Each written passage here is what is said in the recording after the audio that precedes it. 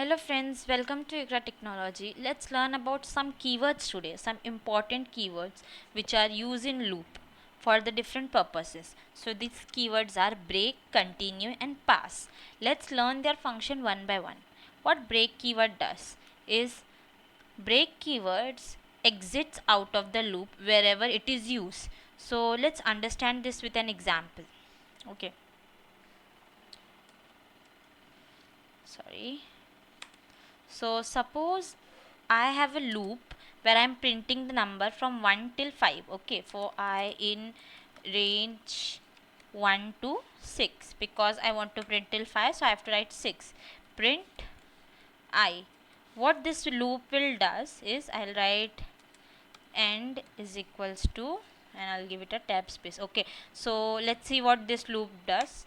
It prints the number from 1 to 5, but suppose I want the loop to stop its execution as the value reaches to 3. Okay, so I want to print till 3, and as soon as the 4 comes I want the loop to stop. So what I can do is I can simply write if I is equal to 4 break. Now what will happen is it will check if i's value is 4. For initially it will be 1, so this condition will become false, it will not go inside. Then it will become 2, again this condition will become false. Then it will become 3, again this condition will become false. Then it will become 4. Now the condition is true, so what will happen is it will exit from the loop and does not execute the further iterations. Okay, so let me show you what I mean. See, it's printing till 3 only. It's not going on 4 and 5. It means it's not going on the 4th and 5th iteration. Now let's see another keyword which is continue. Okay, so I will copy the same loop, okay, to explain you the continue keyword. Now instead I will write continue here. Now what continue keyword does is it skips the current iteration and goes on the next iteration.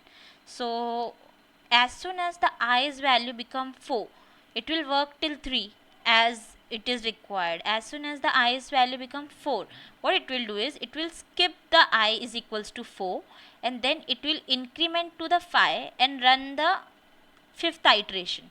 Okay, it will skip the current iteration. So whatever written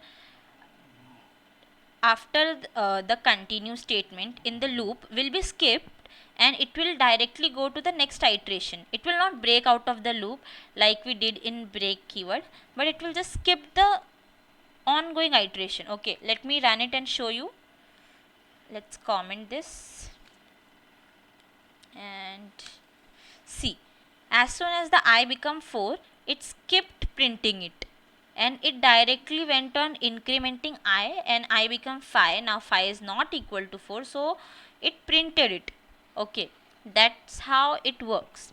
Now let's see what is pass statement. Okay, so suppose like I have written a loop, but right now I do not have anything to write inside the loop, or I have not decided what to do in my code, but I know that I am going to use a loop. Okay, so suppose I will write the code in future. I know that I will write the code in future, but this will give you an error if you leave it like this, right?